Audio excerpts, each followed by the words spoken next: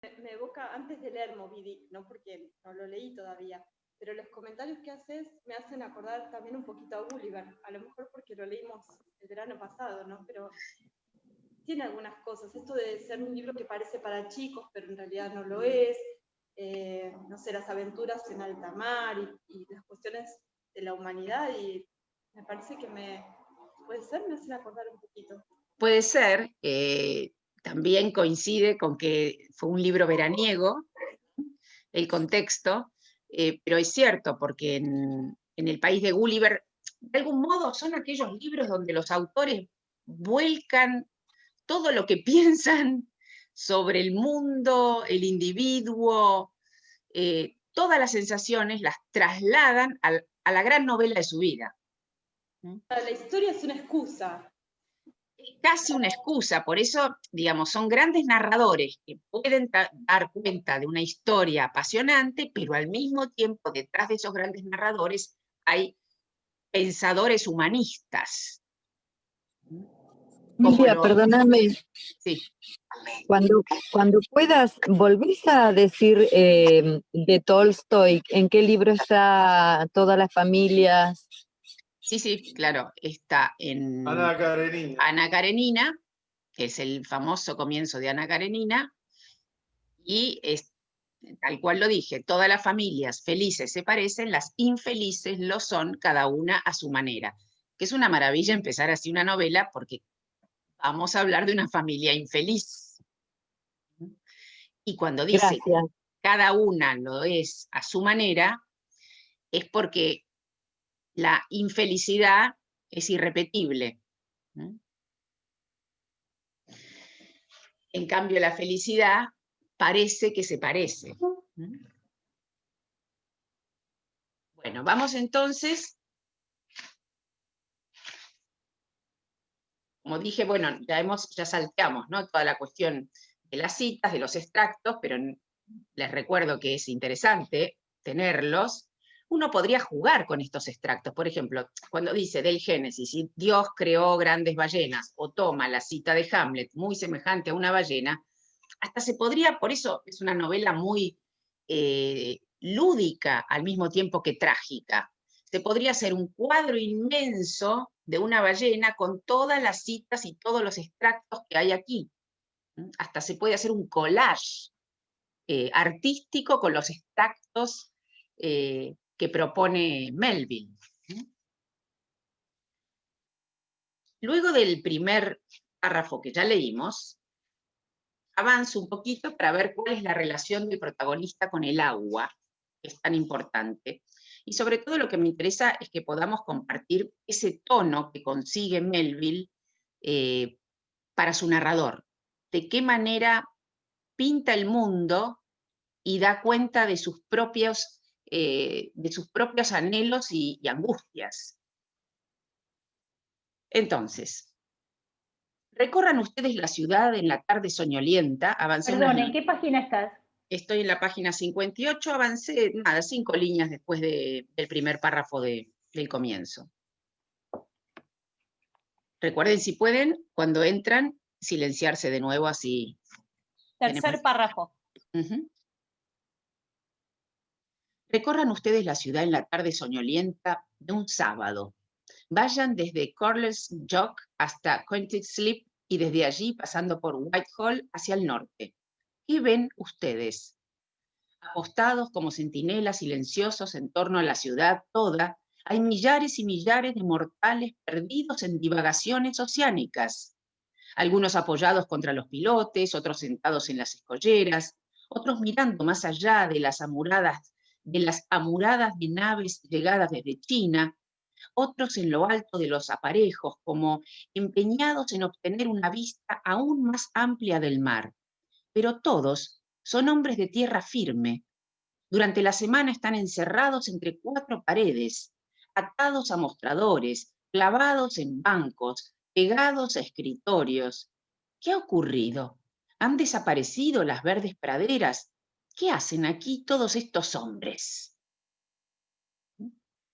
¿Ven? No pierde una página para cuestionar la condición humana y de qué manera se las arregla, o más bien, de qué manera confunde su existencia. Pero miren ustedes, llega aún más gente. Todos avanzan hacia el agua y parecen resueltos a zambullirse. ¡Qué extraño! Nada los contentaría tanto como el límite extremo de la tierra. No les basta vagabundear a la sombra de los depósitos que rodean el puerto. No, tienen que acercarse todo lo posible al agua sin caer en ella.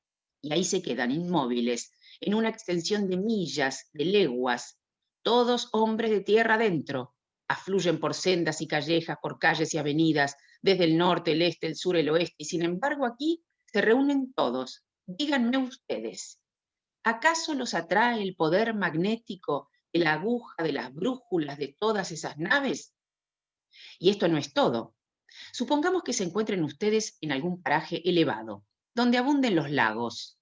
Tomen cualquier sendero que se les antoje, casi siempre irán a dar a través de un valle a un estanque formado por la corriente. Hay en ello algo magnífico. Elijamos al más distraído de los hombres sumergido en su más honda ensoñación. Esto me encanta también Melville. Cuando va a buscar una especie de personaje, cuando despunta un personaje por mera observación. Esto es el relato de un observador. Si uno sale a la calle, va al supermercado y escribe como Melville, perdón, no es ningún desafío lo que estoy proponiendo, pero aparece algo parecido. Es la perspectiva de la mirada lo que se escribe. Se suma el conocimiento y la experiencia. Se suma el conocimiento y la experiencia, porque Melville es un hombre de mar y la experiencia de sus 4 años en el ballenero hacen a lo tangible de una prosa. Es como decir, bueno, se puede escribir sobre la condición humana, pero desde el conocimiento que uno tenga. Si uno es economista, como veo que hay algunas por ahí, va a escribir con todo ese conocimiento una novela que produce el efecto de revelación de lo humano. Aquí el conocimiento es marítimo, ballenero, pero profundamente, como dije al principio, una lectura de lo humano. Y en este caso dice, tomen cualquier sendero, esperen que, elijamos al más distraído de los hombres sumergido en su más honda ensoñación. Pongámoslo en pie y nos llevará infaliblemente hacia el agua, si hay agua en esa región. Y si alguna vez están ustedes sedientos en el gran desierto norteamericano, hagan este experimento, si es que por casualidad hay un profesor de metafísica en la caravana. En efecto, como todos sabemos, agua y meditación siempre han estado unidas. Y aquí abarca todas las culturas. Pero tomemos a un pintor.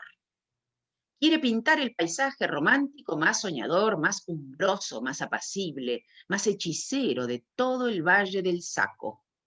¿Cuál es el principal elemento que emplea? Allí están sus árboles, cada uno con el tronco hueco, como si guardara en su interior a un ermitaño y un crucifijo. Y aquí duerme su pradera, allí duerme su rebaño. Más allá, desde esa cabaña, serpea un humo soñoliento.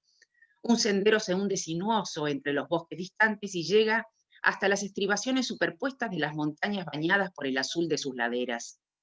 Pero aunque la escena esté sumida en semejante éxtasis y el pino deje caer suspiros como hojas sobre la cabeza del pastor, todo sería inútil si el pastor no tuviera fijos los ojos en la corriente mágica que pasa frente a él. Visiten ustedes las praderas en junio, caminen millas y millas hundidos hasta las rodillas entre lirios atigrados. ¿Cuál es el encanto que falta? El agua. Allí no hay una sola gota de agua. Si el Niágara fuera una cascada de arena, ¿viajarían ustedes tantas millas para verlo? ¿Por qué será que el pobre poeta de Tennessee, al recibir de improviso 2 puñados de plata, dudó entre comprarse el abrigo que le hacía falta o invertir su dinero en un viaje a pie a la playa de Rockaway? ¿Por qué será que cualquier muchacho robusto y saludable que tenga dentro de sí un espíritu robusto y saludable, en un momento dado, se enloquece por darse a la mar? ¿Recuerdan la película, que también muy interesante, ya que hablamos de películas, de Coppola, de Francis Ford Coppola, que se llama, se tradujo La ley de la calle? En realidad el título original es Rumblefish. Es una preciosa película en blanco y negro que hizo Coppola. Justamente el gran desafío y deseo, las dos cosas juntas, desafío y deseo del protagonista, que es Matt Dillon, y el otro que no me acuerdo cuál es llegar al mar, como que el mar modifica toda su vida, toda la pesadumbre de su vida. Y tal es así que el pequeño detalle que hace Coppola, que es impresionante, la película se llama Rumblefish, ¿no? Peces rojos, rojizos. Toda la película es en blanco y negro, como si la vida fuera en blanco y negro. Pero cuando llega al mar, adentro del mar se ven peces rojos. Está muy bien logrado el efecto. Mickey Rourke, ¿no era? Mickey Rourke, exactamente. Pero, Después perdón, ahí era un galán. Sí. Me parece que cuando aparece el color, Sí. pues parece cuando, ay, perdón. Me Sí, parece que cuando aparece el color es cuando rompe el negocio de Acuario, ¿no? Tengo una imagen que rompen peceras y ahí. Entonces, sí, ¿no? También, lo tengo desdibujado, pero recuerdo la escena del mar. Claro, es cuando aparece el agua, los peces. Sí, ahí es como que todo el malestar, todo lo que era la incomodidad de la vida se resuelve frente al mar.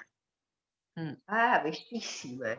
Qué interesante, porque justo que mencionás a Coppola, Silvia, es el que adaptó para mí de mejor manera El corazón de las tinieblas con Apocalypse Now, y creo que él evidentemente tiene como una obsesión con estos temas de como el humano yendo hacia un viaje interior, como de una forma muy oscura, ¿no? De hecho, hay otra adaptación del Corazón de las Tinieblas que se hizo hace poquito. Esto lo tengo reestudiado porque doy clases sobre adaptaciones, que se llama Ad Astra, que es una película reciente en donde el viaje es a Saturno, a Júpiter, al espacio, digamos, en vez de a las profundidades de la selva. Pero el objetivo del protagonista es ir a rescatar a una persona, o sea que el viaje interior no se hace. Hay como una lectura un poco superficial de la novela. Por eso la de Coppola es súper interesante, y además hay una película que se llama El corazón de las tinieblas, que es un documental sobre el rodaje de Apocalypse Now, que muestra cómo Coppola mismo en el proceso de adaptación se fue sumiendo como en un viaje interior porque le era imposible llevar a cabo ese rodaje por los costos que implicaba, porque el guión no le cerraba, y es para mí la mejor adaptación de la novela, ese documental. Mira qué bueno. Es buenísima, debe estar por ahí por internet. Sí, Coppola siempre se embarcó en problemas financieros maravillosos que daban cuenta de su ambición artística. Sí. Una paradoja. Sí. Hay un libro de un francés, Dumenot, creo que se llama, El miedo en Occidente, un ejemplar, está agotadísimo ya, y hace todo un recorrido. Yo la próxima puedo arrimar quizás una palabra sobre esto, que es el miedo primero del mundo occidental, desde la época que más o menos tenemos algún registro, es al mar. Mira. Miedo y atracción, miedo y atracción sería, ¿no? Acá. Exactamente. Por lo insondable, por lo que llega de ahí desconocido, la invasión incluso. Es miedo y atracción. Es un contraste interesante. Es como un imán el mar. Sí. Y luego está sí. Sí. Esto del el poeta de Tennessee al recibir la plata, ¿se refiere a algo en particular, algún texto? No, no es Tennessee Williams que viene después, no se confundan, ¿eh? No. Pero no, es una referencia a un poeta, un joven poeta, pobre poeta, Okay. como figura. Okay. Uh-huh.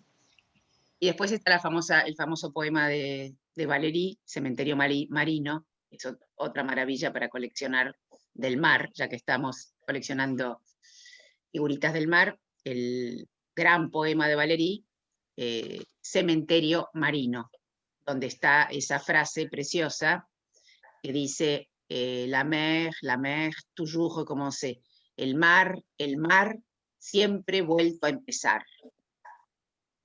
Es el oleaje que va y vuelve y nunca se termina. Igual es increíble cómo elegir el mar, ¿no? Con toda su inmensidad y que es como lo único que el hombre, bueno, lo único terrenal que el hombre nunca va a llegar a terminar de conocer, de saber. Uh-huh. Como que a la vez nos limita y a la vez el mar también, no paro de pensar la cantidad, sobre todo de escritores que se han ido al mar, adentro del mar. Bueno, por supuesto hay toda una serie de escritores importantísimos relacionados con el mar.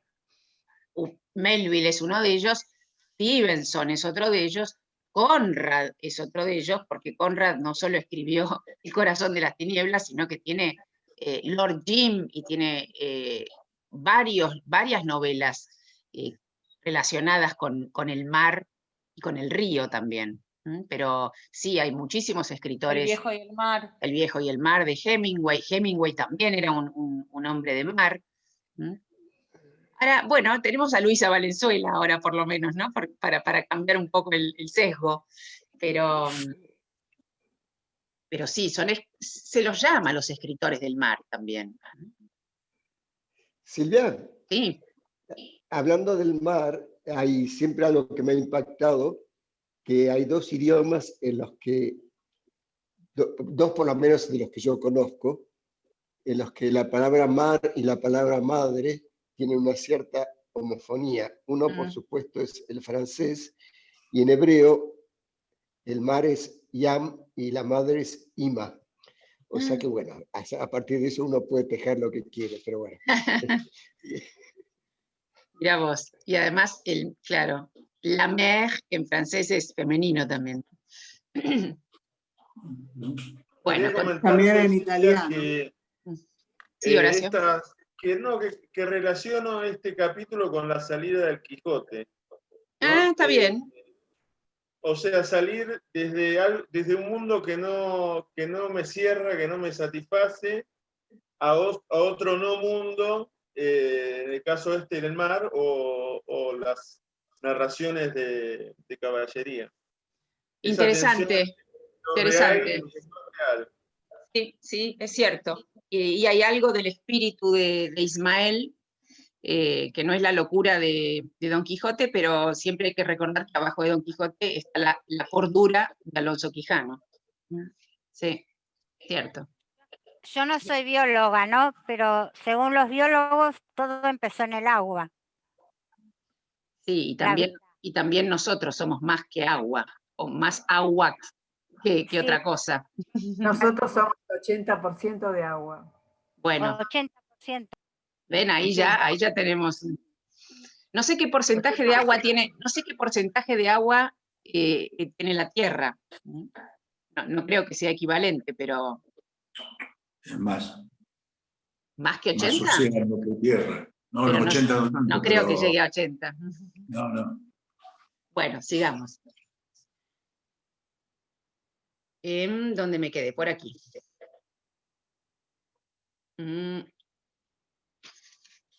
Avanzo un poquitito. ¿Por qué será que los antiguos persas, ahí nomás, hay unas líneas avanzadas. Sí. ¿Por qué será que los antiguos persas consideraban sagrado al mar? ¿Por qué será que los griegos le destinaron una deidad especial, un hermano de Jove? Sin duda, todo eso no carece de sentido, y es aún más profundo el significado del mito de Narciso, que al no poder ceñir la imagen exquisita y atormentadora que veía en la fuente, se arrojó a ella y se ahogó. Pero todos nosotros vemos esa imagen en nuestros ríos y en nuestros océanos. Es la imagen del inacible fantasma de la vida. Y esta es la clave de todo. Eso no está nada mal. No. Esperen que muteo un poquito porque rebota mi voz. Ahí está. ¿No? O sea que el reflejo es un fantasma. Ahora bien, cuando digo que tengo el hábito de darme al mar cada vez que siento una niebla ante los ojos y empiezo a preocuparme por mis pulmones, no hay que deducir que viajo como pasajero. Para viajar como pasajero, debe uno llevar una billetera. Y una billetera es solo un harapo cuando no contiene nada. Hermoso eso, ¿eh? Una billetera es solo un harapo cuando no contiene nada. Qué manera sutil de decir que no tiene un mango. Por lo demás, los pasajeros se marean, se pelean entre sí, no duermen de noche y por regla general no se divierten demasiado. No, nunca viajo como pasajero. Y aunque en cierto modo soy marinero de agua salada, tampoco voy al mar como comodoro, capitán o cocinero. Abandono la gloria y la distinción de esos oficios a quienes gusten de ellos. Por mi parte, abomino de todos los trabajos, dificultades y tribulaciones honrosas y respetables, de cualquier clase que sean.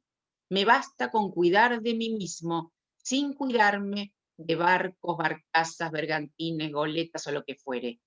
En cuanto a emplearme como cocinero, por más que haya una gloria considerable en ese oficio, puesto que el cocinero es una especie de oficial a bordo, nunca sentí ganas de asar pollos, aunque una vez asado el pollo, juiciosamente enmantecado y sabiamente condimentado, nadie será capaz de hablar de él con más respeto que yo. A causa del cariño idólatra que los antiguos egipcios profesaban a los ibis asados y los hipopótamos a la parrilla, hoy vemos las momias de esos seres en esos hornos inmensos que son las pirámides. También hay que ver la cultura de Melville, que puede dar ejemplos de distintas culturas. Por eso es una novela que luego se la valora mucho más en el siglo XX. No, cuando me doy al mar, lo hago como simple marinero, bien plantado frente al mástil, bien metido en el castillo, bien encaramado al palo mayor. Cierto es que me tienen a mal traer con tantas órdenes y me hacen saltar de verga en verga como una langosta en una pradera de mayo. Al principio es bastante desagradable y hiere nuestro sentido del honor, especialmente si descendemos de una vieja familia establecida en el país, los Van Rensselaers, o los Randolph, o los Hardy Canuts, que un poco refiere a los New Pilgrims. Y la cosa es mucho peor aún si poco antes de meter la mano en el balde de brea hemos sido amos absolutos en una escuela de campaña, en calidad de maestros, y hemos atemorizado a los muchachos más altos con nuestra sola presencia. Les aseguro que es muy brusca la transición de maestro de escuela a marinero, y se necesita una poderosa ración de Séneca y los estoicos para sonreír ante este cambio y sobrellevarlo, pero también esto se diluye con el tiempo. Vean el lugar que le otorga a la lectura y a la filosofía.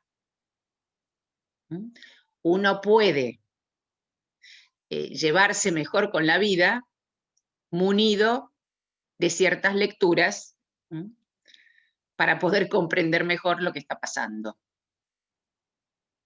¿Qué importa si un capitán viejo y gruñón me ordena tomar la escoba y barrer la cubierta? ¿Qué cuenta esa indignidad pesada, pongamos por caso, en los platillos del Nuevo Testamento? ¿Creen ustedes que el arcángel Gabriel me tendrá en menos por el solo hecho de que obedecí con prontitud y respeto a ese viejo gruñón en esa ocasión determinada? ¿Quién no es esclavo?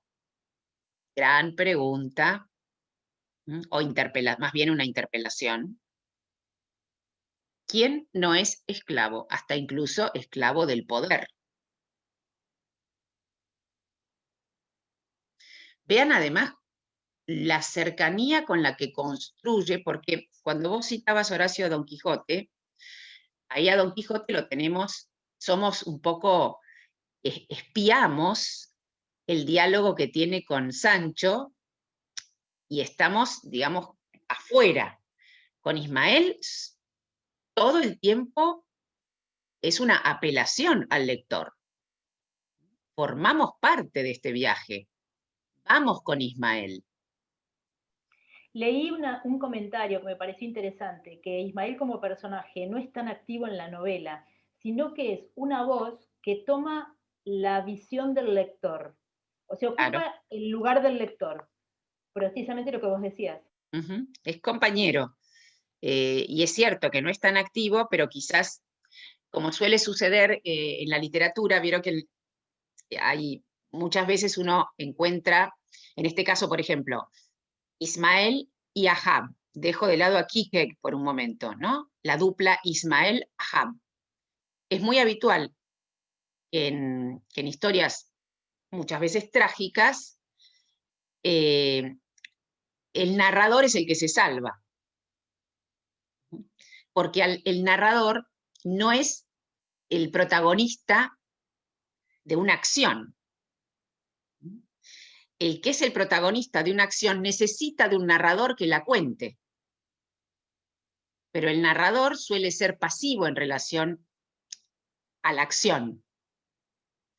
Sin embargo, tiene un punto fundamental el narrador: el privilegio de atestiguarla. Es un privilegiado, porque pudo estar, en este caso, al lado de Ahab. Frankenstein también, ¿verdad? Frankenstein... Final del viaje. Al final del viaje, sí, porque escuchó toda esa historia, exacto. Pero también hasta en los pequeños cuentos de Borges, pequeños entre comillas, ¿no? Digo por breves nada más. El que conoció a Funes, el que conoció a Permenar. Son todos narradores que tuvieron la suerte. Bueno, en el Entendado de Saer también hay algo ahí interesante, desde el punto de vista del narrador, ¿no? Como dice Gatsby, Ricardo. pensaba en Gatsby, el gran Gatsby. También. Sí, por eso, en general, al narrador no le pasa la historia, pero es el que tiene el privilegio de contarla. ¿Te puedo comentar algo? Cuando él nos interpela diciendo, llámenme Ismael, nos invita a identificarnos con él en el viaje que va a hacer. Yo lo entendí también un poquito así, ¿no? No sé si estás de acuerdo, eso es todo. Sí, es muy importante esa pequeña fórmula de llámenme Ismael, es muy importante, porque es el lazo, es ¿dónde se establece el lazo? Sí, vengan, vengan conmigo. Tiene razón en el sentido de que, ¿te acordás de lo que decía de la traducción? Que marcaba, al llamarlo por el nombre y no por el apellido, marcaba una familiaridad, que Aira en broma decía, pueden tutearme, en vez de pueden llamarme Ismael. O sea, es como quiere establecer una cercanía, como decía Hilda, con el lector, marca una cercanía con el lector. Sí, está bueno lo del tutear, pueden tutearme. Seguimos ahí entonces. ¿Quién no es esclavo? Contéstenme a esto. Bueno, lo cierto es que por más que los viejos capitanes me den orden tras orden, por más que me traten a golpes y puñetazos, tengo la satisfacción de saber que todo anda bien, que todos los hombres, de un modo u otro, deben servir exactamente de la misma manera, quiero decir, desde un punto de vista físico o metafísico. Y así el puñetazo universal sigue su ronda y cada uno debería fregarle la espalda a los demás y sentirse contento. Además, si siempre me doy al mar como marinero, es porque así consideran que es un deber pagarme por mi trabajo, mientras nunca he oído que pagaran un solo penique a los pasajeros. Al contrario, son los pasajeros quienes deben pagar, y hay una diferencia enorme entre pagar y ser pagado. El acto de pagar es acaso la condena más fastidiosa que nos legaron los 2 ladrones del vergel, pero ser pagado, ¿qué puede comparársele en el mundo? Vean qué interesante la categoría tan simple y tan cotidiana. Pagar o ser pagado. La corteza avidez... Sí. Perdón. Los del vergel se refiere a Adán y Eva. Claro. Hoy no sé qué me pasa con el Zoom, que no... En general yo veo a todos los que hablan cuando hablan, pero está como extraña mi pantalla. No me veo a mí misma y no necesariamente veo al que está hablando. Así que si me ven con los ojos buscando es porque estoy tratando de encontrar la voz del emisor. ¿Modificás arriba a la derecha donde dice vista, Silvia? Sí, estoy en View, pero en View puse Gallery View, como siempre. A ver si pongo full screen. No, tampoco. Y ahí encima me saca el chat. No sé por qué. Está con caprichito. Son problemas de internet. Sí, igual los veo, digamos, los veo, pero no veo el momento en que alguien habla. Entonces, por eso quizás solo me ven como buscando por instantes. Bueno, sigo por allí. La cortés avidez con que un hombre recibe dinero de los demás es en verdad maravillosa, teniendo en cuenta que estamos profundamente persuadidos de que el dinero es la raíz de todos los males terrenos y de que no existe la menor posibilidad de que un hombre rico entre en el cielo. Ah, con qué alegría nos condenamos a la perdición. Gran frase. Ah, con qué alegría nos condenamos a la perdición.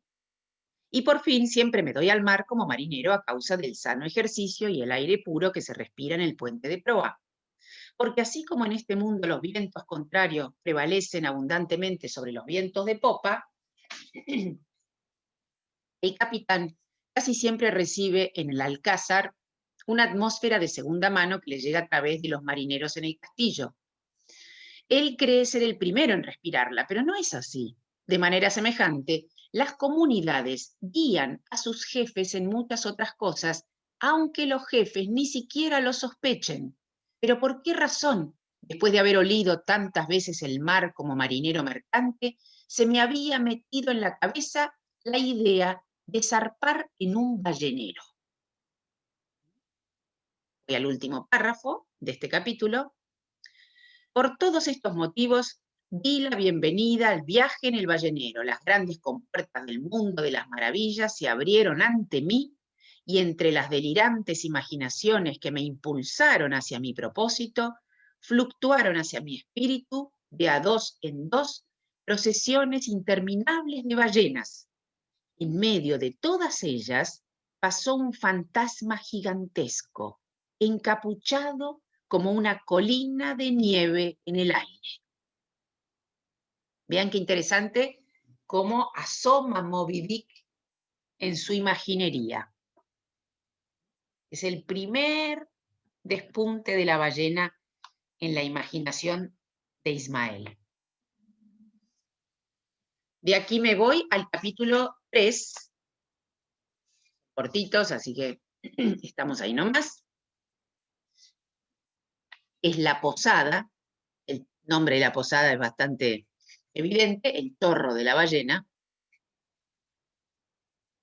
Y avanzo 2 páginas aún, en mi edición, página 71, abajo. Empieza el párrafo. Al entrar... Sí. Una cosa, cuando vos empezaste la primera charla, dijiste cómo íbamos a leer Moby Dick en pandemia.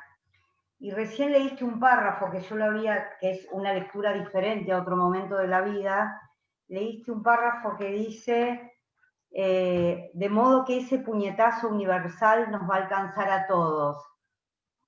Mira.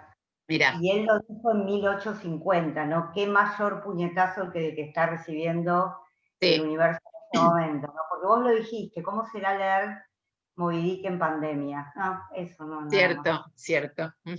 Qué bueno que lo señalas porque el puñetazo en este momento es mundial. sigo por aquí. Recuerden que mis saltos no impiden que ustedes, que quizás pueden estar leyéndolo en sus casas o en distintas traducciones, que volvamos atrás o hacia donde ustedes mismos hayan subrayado. Quiero entonces hacer hincapié en esto.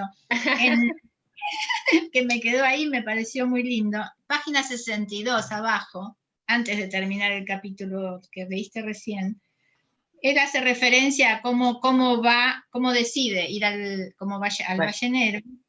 Dice, varios disfraces me indujeron a representar ese papel, además de engatusarme con la ilusión de que esa era una elección resultante de mi libre albedrío y de mi discernimiento.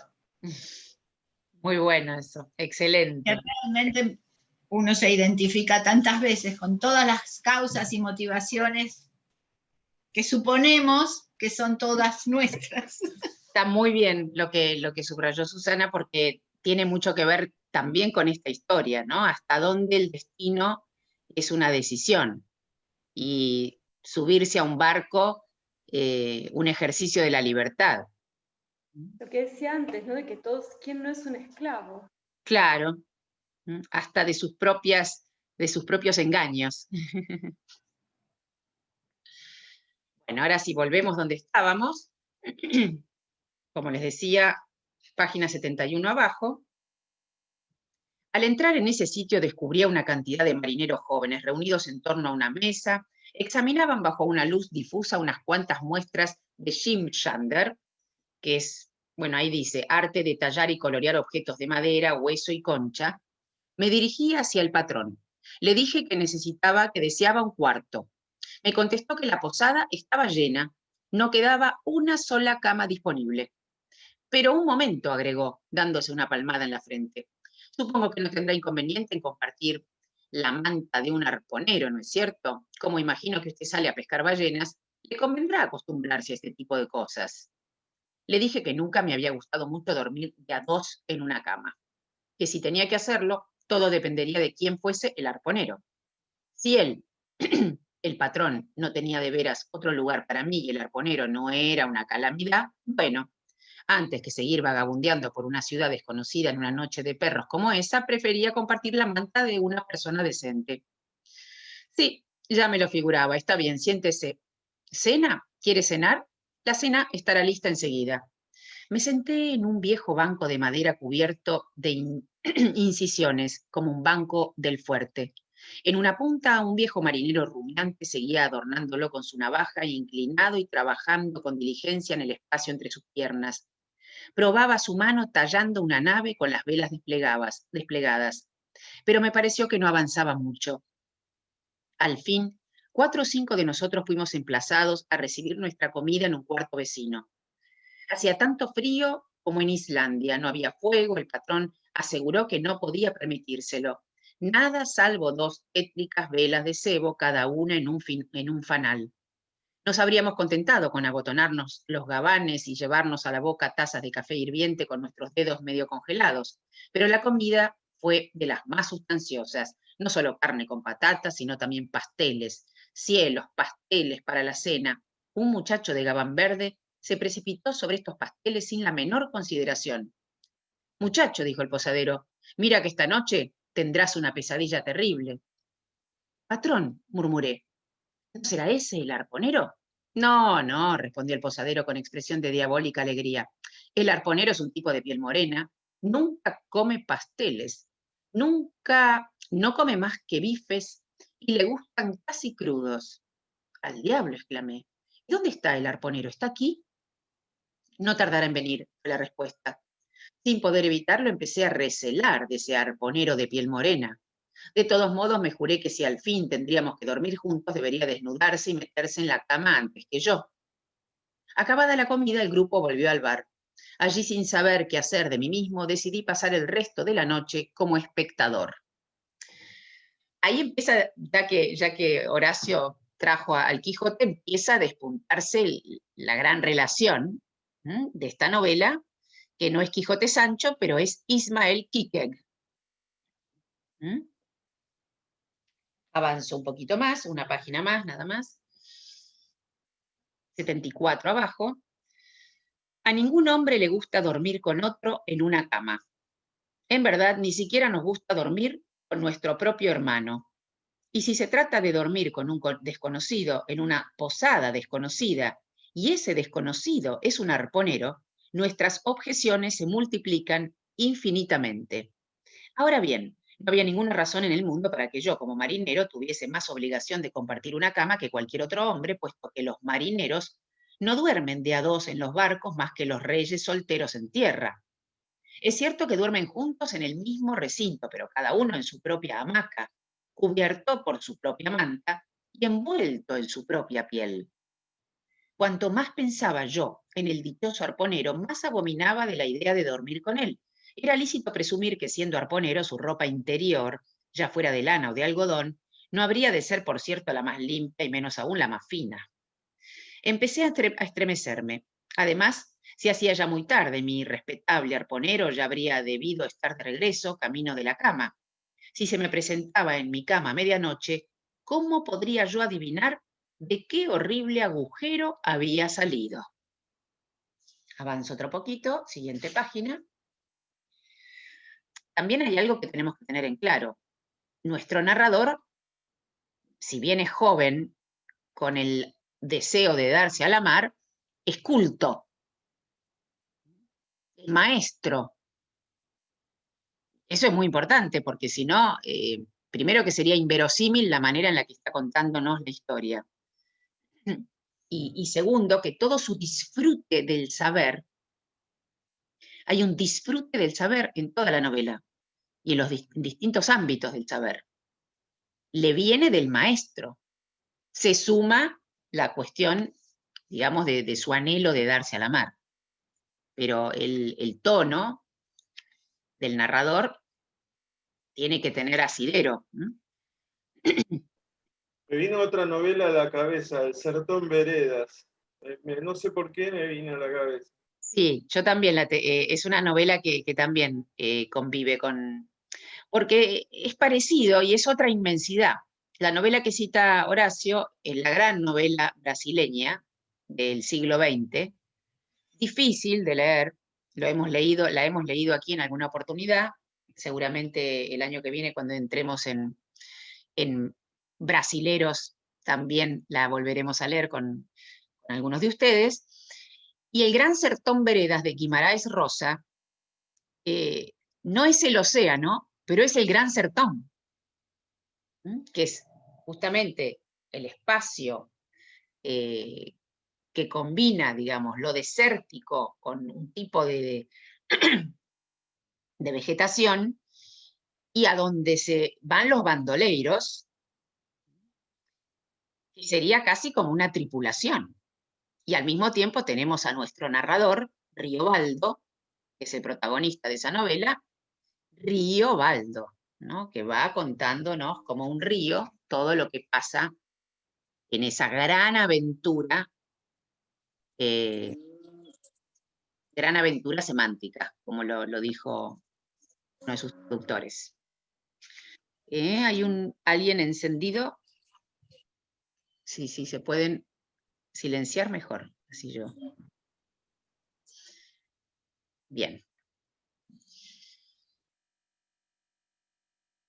Que el diablo se lleve a ese arponero, pensé.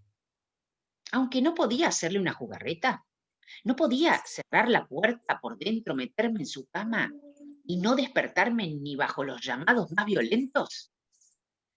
No parecía mala idea, pero después de reflexionar la deseché, porque ¿quién me aseguraba que a la mañana siguiente, no bien saliera yo del cuarto, no me encontrara con el arponero plantado ante la puerta y dispuesto a derribarme de un puñetazo? Sin embargo, al mirar a mi alrededor sin ver la menor posibilidad de pasar una noche soportable, a menos de resignarme a compartir el lecho con otra persona, empecé a pensar que después de todo quizá tuviera prejuicios ilegítimos contra el desconocido arponero.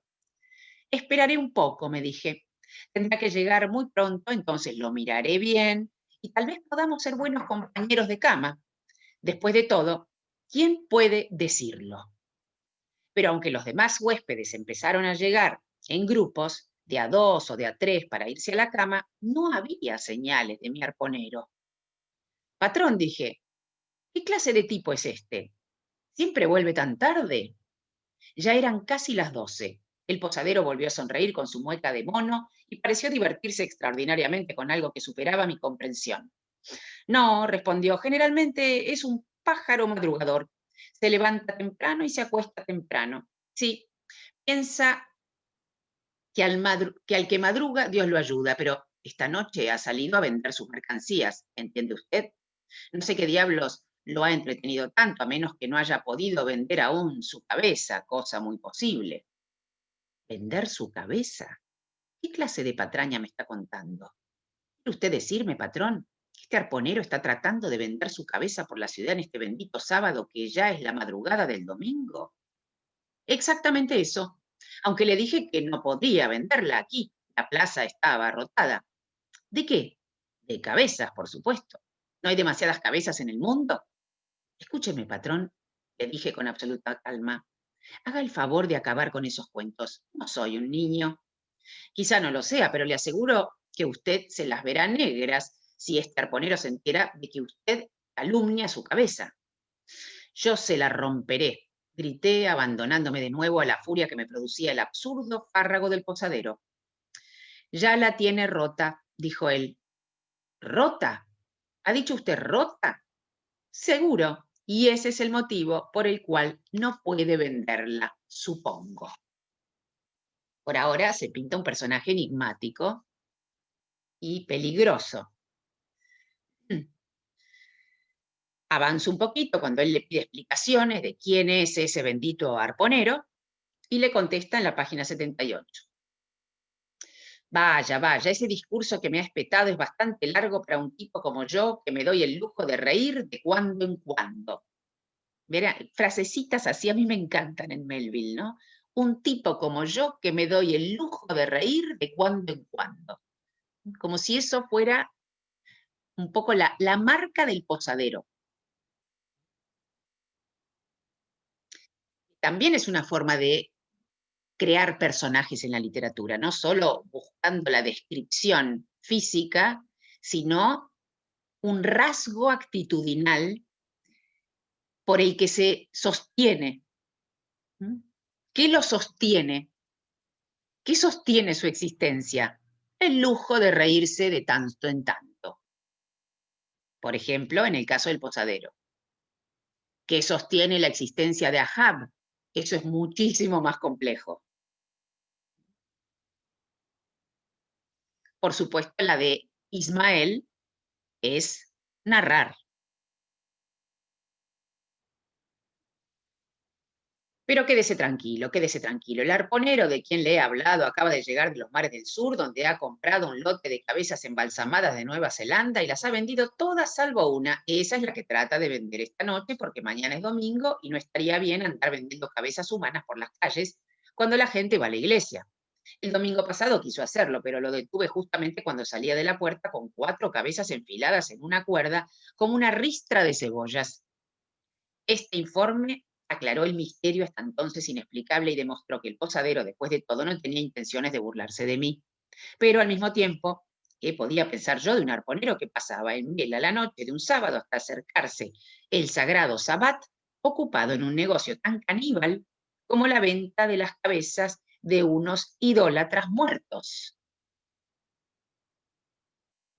Voy a la página de al lado, la mitad de la 79, retiré el cobertor y me incliné sobre el lecho.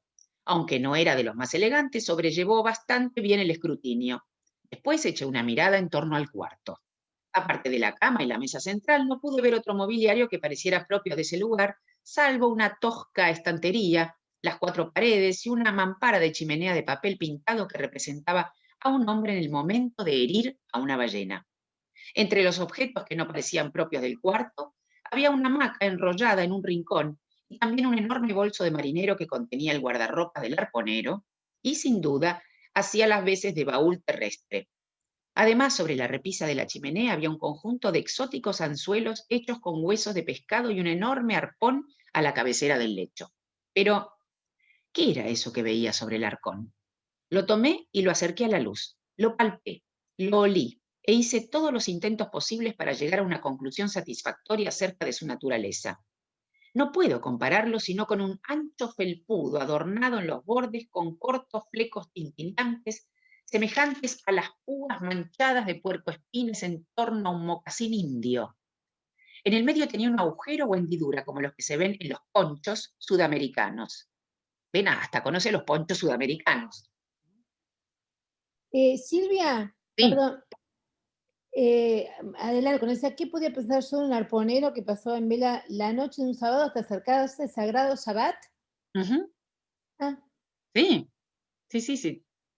Acá está todo, es judeo-cristiano el asunto. Sí, porque dije, o estará mal en la... No.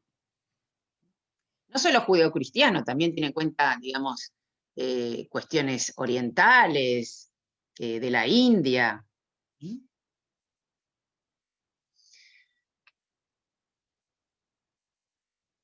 Sigo, esperen que me perdí. En el medio tenía un agujero o hendidura como lo que se ven en los ponchos sudamericanos, pero ¿es posible que un austero arponero se deslizase dentro de un felpudo y desfilara por las calles de una ciudad cristiana con esa clase de atavío? Me lo puse para probarlo. Pesaba como plomo, pues era muy espeso e hirsuto, y según me pareció algo húmedo, como si el misterioso arponero lo hubiese llevado en un día de lluvia. Me acerqué a un pedazo de espejo fijado a la pared y nunca vi un espectáculo igual en mi vida. Me lo arranqué de encima con tal prisa que sentí un retorcijón en el cuello. Me senté al borde de la cama y me puse a pensar en ese arponero vendedor de cabezas y en su felpudo. Después de meditar un rato, me levanté, me quité el gabán y permanecí en medio del cuarto lleno de cavilaciones.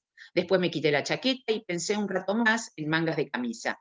Pero empecé a sentir frío, semidesnudo como estaba, y recordando que el posadero había anunciado que el arponero no regresaría esa noche, puesto que ya era muy tarde, dejé de preocuparme, me quité los pantalones y las botas, soplé la bujía, me arrojé en la cama y me encomendé a la protección divina. No puedo decir si ese colchón estaba relleno con mazorcas de maíz o con cacharros rotos, pero lo cierto es que la pasé revolviéndome en la cama y tardé un largo rato en dormirme. Al fin me deslicé en una leve somnolencia y ya zarpaba hacia las tierras del sueño cuando oí fuertes pisadas en el corredor y vi por debajo de la puerta una luz que se acercaba al cuarto. Dios me salve, pensé, este debe ser el arponero, el infernal vendedor de cabezas. Pero permanecí inmóvil, resuelto a no decir palabra hasta que él me hablara. Con una luz en una mano y en la otra esa famosa cabeza de Nueva Zelanda, el extraño entró en el cuarto y sin mirar hacia el lecho, depositó la bujía sobre el suelo, en un rincón lejos de mí, y empezó a afanarse con los nudos del gran bolso de que ya había hablado. Yo estaba ansioso por verle la cara, pero el recién llegado la mantuvo apartada de mí mientras se dedicó a abrir la boca del bolso. Cuando lo consiguió, se volvió, y Dios santo, qué espectáculo. ¡Qué cara! Era de un color oscuro, púrpureo, amarillento, con grandes parches negruzcos aquí y allá. Sí, lo que me había imaginado, un terrible compañero de cama. Ha estado metido en una riña, me dije. Lo han tajeado horriblemente y aquí está recién llegado de la casa del cirujano. Pero en ese preciso instante, el extranjero volvió hacia la luz la cabeza y pude ver claramente que esos parches negros que tenía en la cara no podían ser telas adhesivas. Eran manchas, aunque no podía adivinar su origen. Al principio no supe qué pensar, pero de pronto se me ocurrió algo. Recordé la historia de un blanco, también ballenero, que había caído en manos de los caníbales y había sido tatuado por ellos. Deduje que este arponero, durante alguno de sus remotos viajes, debía haber corrido una aventura semejante. Que esto, aquí podemos intercalar Taipí, que es la primera novela de Melville, que narra justamente su viaje a la isla con los caníbales. Pero ¿qué importa esto después de todo?, pensé. Es solo su exterior. Un hombre puede ser honrado bajo cualquier piel. Esto también, sencillito, pero universal. Pero qué decir de este cutis inhumano, quiero decir de esa parte que rodeaba los tatuajes absolutamente independiente de ellos. Sin duda se trataba de una buena capa de tostado tropical, pero nunca he sabido que el sol diera a un hombre blanco ese tono amarillo purpúreo. Pero yo nunca había estado en los mares del sur. Quizá el sol produjera en esas lejanías efectos a tal punto extraordinarios sobre la piel. Lo cierto es que mientras todas estas ideas me pasaban como relámpagos por la mente, el arponero ni siquiera reparó en mí, pero después de abrir con cierta dificultad el bolso, empezó a hurgar en él y al fin sacó un hacha india y una tabaquera de piel de foca con el pelo aún adherido. Puso ambos objetos sobre el arcón en el centro del cuarto y después tomó la cabeza de Nueva Zelanda y la metió en el bolso. Entonces se quitó el sombrero, un sombrero nuevo de castor, y apenas pude retener una exclamación ante la nueva sorpresa que me estaba revelada. Reservada. El individuo no tenía un solo pelo en la cabeza, o por lo menos un pelo del que valiera la pena hablar, salvo un mechón anudado sobre la frente. Esa cabeza rapada y cobriza parecía un cráneo enmohecido. Si el extraño no se hubiese interpuesto entre el lecho y la puerta, me habría precipitado hacia ella con mucha más prisa de la que siempre llevo hacia la comida. Salto a la página siguiente, abajo, 83, todas esas extravagancias acrecentaron mi inquietud, y al ver que el salvaje exhibía obvios síntomas de terminar sus tareas para meterse en la cama conmigo, pensé que había llegado el momento, ahora o nunca, antes de que apagara la luz, de romper el hechizo que me había inmovilizado durante tanto tiempo. Pero el intervalo que dejé pasar mientras pensaba qué podía decirle fue fatal. El salvaje tomó el hacha de la mesa, examinó por un instante su cabeza, la acercó a la luz, pegó los labios al mango y echó grandes bocanadas de humo de tabaco. Un segundo después se apagó la luz. El salvaje caníbal, con el hacha entre los dientes, se metió en la cama a mi lado. Pegué un grito. Esta vez no pude contenerme. El salvaje, con un súbito gruñido de asombro, empezó a tantearme.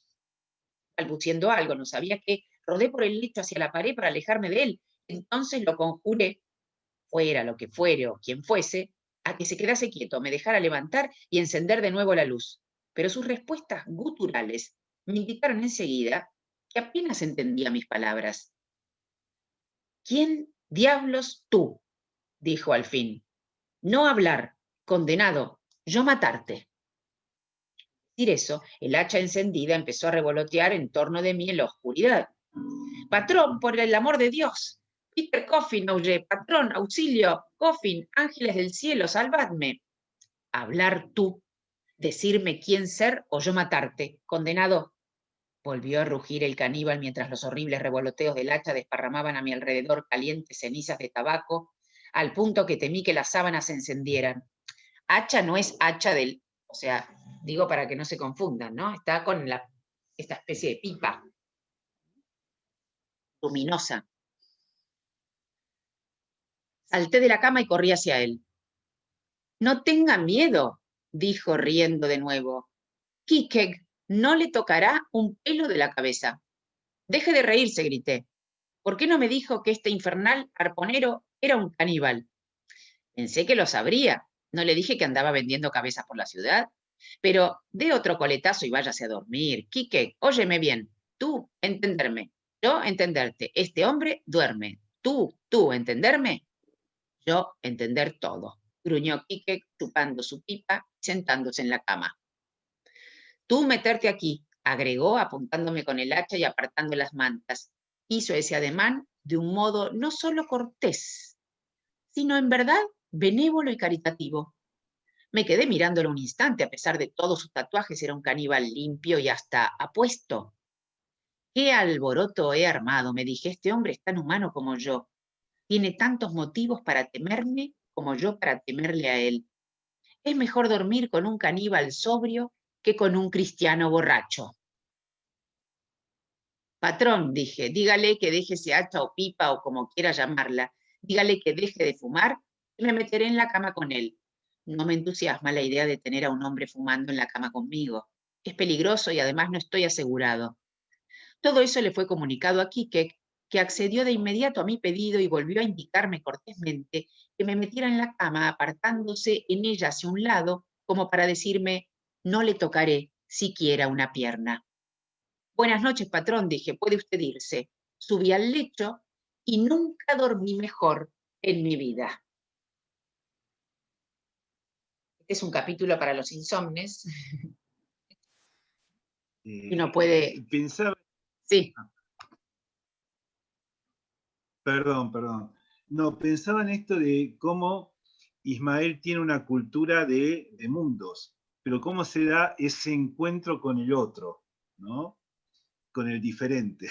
A pesar de tener en su cabeza que puede localizar Caníbal, que puede localizar distintas culturas, bueno, ¿cómo se da el encuentro? Y el encuentro se da a partir del temor y también de una consideración de que puede ser tan buena persona como él, digamos, como, venciendo ese temor, pero se da ahí ese encuentro con el diferente. Sí, y lo interesante es que si bien el temor se interpone, no así el prejuicio. Claro. Ismael puede tener temor, pero no tiene prejuicio. De allí que tan rápidamente se establezca esta relación con Quique.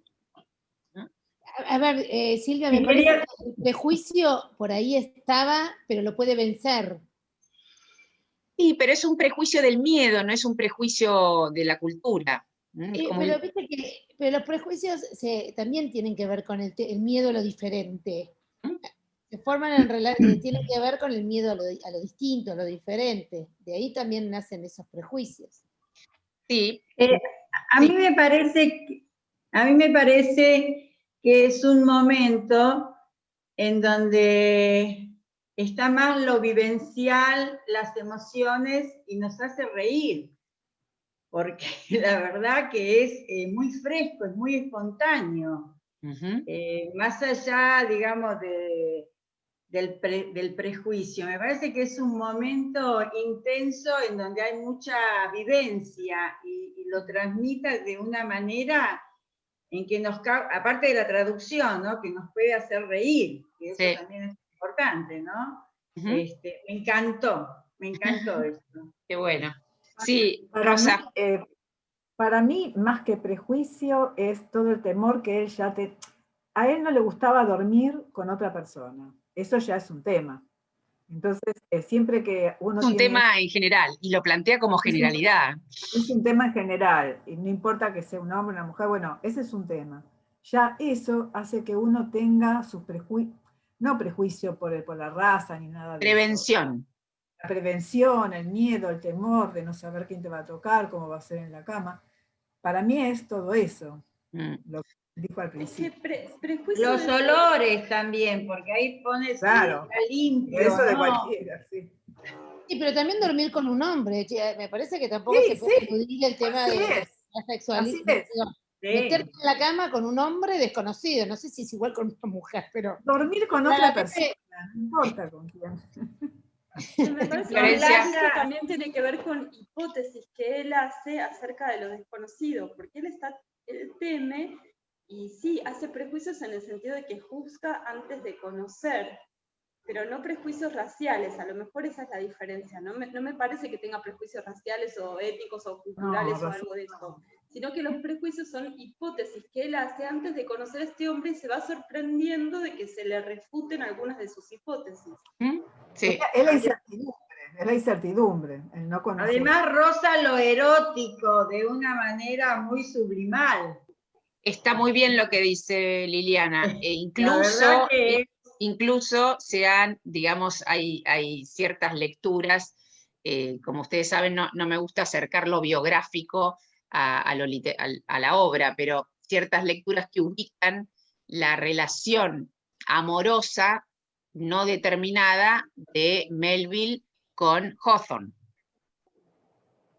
No, pero acá lo hace con una delicadeza, todo lo erótico y todo esto de dormir con un hombre, creo que lo sublima en realidad, ¿no? Bueno, dice la última frase, dice, subí al lecho y nunca dormí mejor en mi vida. Sí.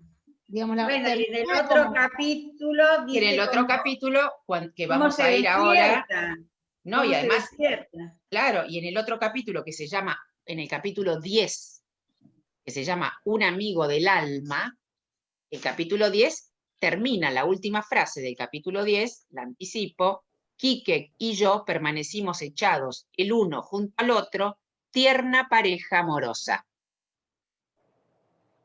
Directamente está dicho como tierna pareja amorosa.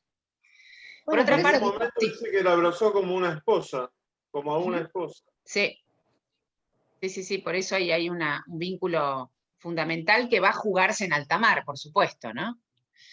Y también es la promesa de una novela cuando un autor le da tanta importancia a cómo, digamos, se realiza un vínculo. Que esté tanto tiempo preparando esta relación, también anuncia una gran novela. Gran también, me refiero a incluso de extensión.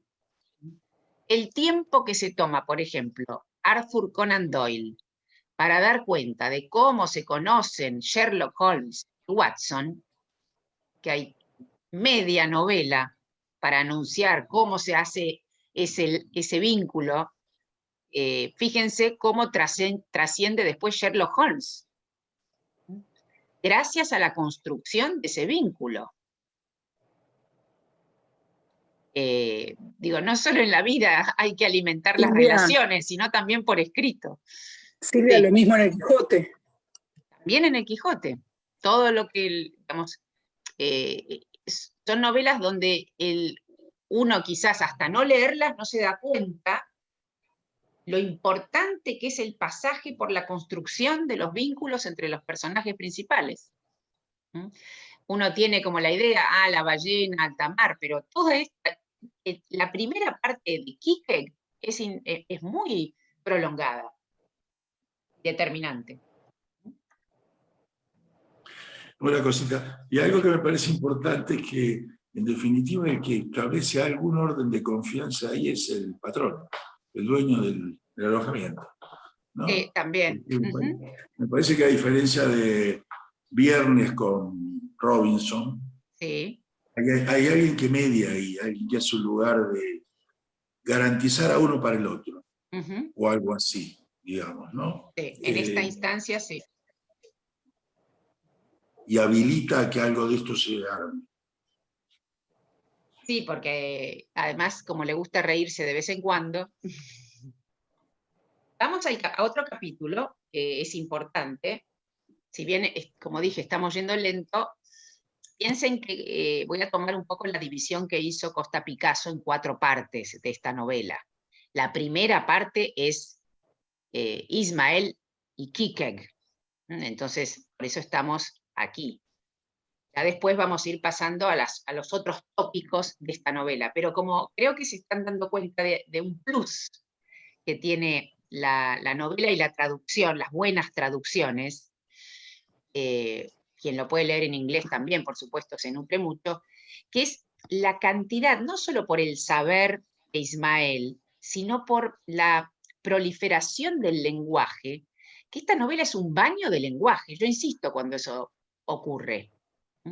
Uno que está manejando términos todos los días más o menos mundanos o que refieren a la profesión de cada uno o al deambular de cada uno, no se da cuenta que tiene una valija de palabras a veces limitada. Y zambullirse en una novela como esta es un lenguaje, es un mar de lenguaje.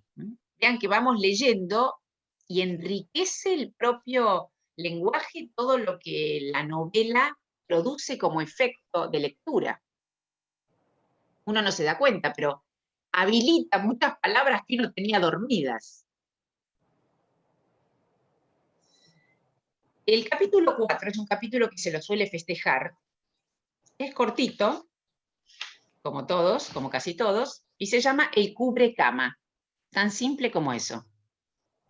Uy, ya son las 12:30 casi. Es increíble como con estas novelas, tanto con El Quijote como Crimen y Castigo, hay ciertas novelas clásicas que el tiempo pasa de otra manera.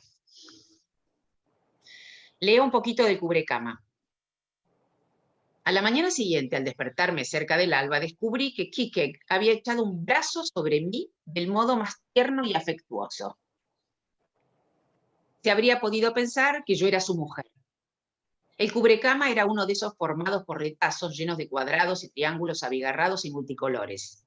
Y ese brazo tatuado con un interminable laberinto cretense en el cual no había dos partes que tuvieran el mismo matiz, cosa que imagino se debía al hecho de haber expuesto el brazo al sol y a la sombra sin método alguno, con la manga de la camisa recogida a diferente altura en cada ocasión, ese brazo, decía, parecía una tira de ese mismo cubrecama hecha de retazos.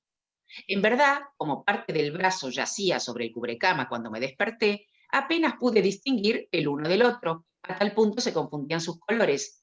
Solo descubrí que Quique me abrazaba al percibir el peso y la presión de su brazo.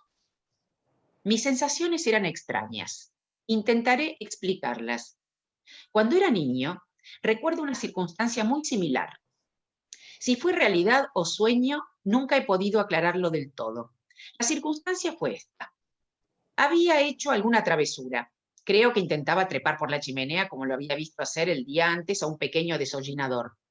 Y mi madrastra, que por un motivo u otro siempre me azotaba o me mandaba a la cama sin comer, mi madrastra me arrastró por los pies fuera de la chimenea y me mandó una vez más a la cama, aunque solo eran las 2 de la tarde del 21 de junio, el día más largo del año en nuestro hemisferio. Me sentí desdichado, pero no había remedio, de modo que subí las escaleras hasta mi cuartucho en el 3er piso, me desvestí lo más despacio que pude para matar el tiempo y con un amargo suspiro me deslicé entre las sábanas. Así me quedé, calculando con desánimo las 16 horas enteras que debían pasar antes de que pudiera esperar una resurrección. 16 horas en la cama. Cada centímetro de la espalda me dolía al pensar en eso. Y todo era tan lindo al mismo tiempo. El sol brillaba en la ventana, se oía el estrépito de los coches en las calles y un sonido de voces alegres por toda la casa. Me sentía cada vez peor. Al fin me levanté, me vestí y bajé sin hacer ruido en calcetines. Fui en busca de mi madrastra. Me eché súbitamente a sus pies y le supliqué que por favor especialísimo me diera una buena tunda por mi conducta. Cualquier cosa en lugar de condenarme a la cama durante un lapso tan insoportable. Pero mi madrastra era la mejor, la más consciente de las madrastras, y de nuevo fui a parar a la cama. Durante varias horas permanecí totalmente despierto, sintiéndome mucho peor de lo que nunca me he sentido desde entonces, incluso en las peores desdichas subsiguientes. Al fin debí de caer en una somnolencia agitada como una pesadilla. Desperté lentamente, con los pies aún metidos en el sueño. Abrí los ojos. El cuarto, antes iluminado por la luz del sol, estaba ahora sumido en la más profunda oscuridad. Súbitamente sentí que un escalofrío me recorría el cuerpo entero. Nada se veía, nada se oía, pero una mano sobrenatural parecía haberse posado sobre la mía. Mi brazo pendía sobre el cubrecama y la forma o fantasma sin nombre, inimaginable y silenciosa, a la cual pertenecía la mano, parecía sentada muy cerca de mi cama. Durante un lapso que me pareció de siglos y siglos permanecí allí congelado por los terrores más espantosos, sin atreverme a retirar la mano y pensando al mismo tiempo que si podía moverla siquiera una pulgada rompería el hechizo. No sé cómo la conciencia de esta sensación desapareció de mí, pero al despertarme por la mañana la recordé estremeciéndome y después durante días, semanas, meses, me perdí en exasperantes intentos para explicarme el misterio. Y aún hoy sigue intrigándome. Ahora bien, salvo el espantoso terror, mis sensaciones al sentir la mano sobrenatural sobre la mía eran muy semejantes en su extrañeza a las que experimenté cuando desperté y vi el brazo pagano de Quique posado sobre mí. Pero al fin todos los sucesos de la noche pasada volvieron claramente a mí unos tras otros, y innegablemente reales, y entonces solo percibí la comicidad de esa situación absurda. Pues aunque traté de moverle el brazo, de aflojar su abrazo conyugal, Quique, dormido como estaba, me abrazaba con más fuerza, como si nada salvo la muerte pudiera separarnos. Entonces procuré despertarlo. Quique. Su única respuesta fue un ronquido. Entonces me volví con el pescuezo como metido en la cuellera de un caballo y de pronto sentí un leve rasguño. Aparté el cubrecama. Allí estaba el hacha durmiendo junto al salvaje como si hubiera sido una criatura de cara afinadísima. Qué buena situación, pensé, metido en la cama, en una casa extraña, en pleno día, con un caníbal y un hacha. ¿Cómo puede cambiarse la perspectiva, no? Con el recuerdo y la vivencia. Bueno, llegamos hasta esta parte del cubrecama, que es un capítulo interesante. Ernestina creo que le pasó. ¿Sí? Todos los encuentros son como reencuentros, ¿no? Claro, también, sí. Y de algún modo ya está anunciado en este capítulo, digamos, hasta que la muerte nos separe.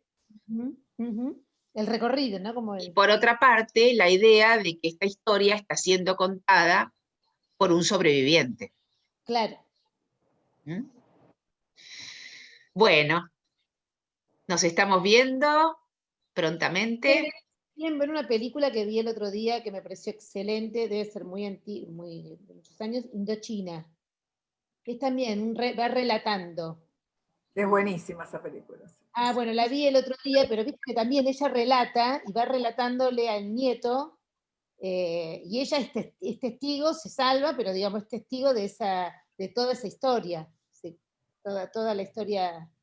Además, después de haber hecho un viaje a Vietnam, te digo que está re buena volver a verla la película. Bueno, la vi el otro día, estaba muy buena. Bueno, ven, tenemos nuestras vacaciones acá con las novelas de viaje.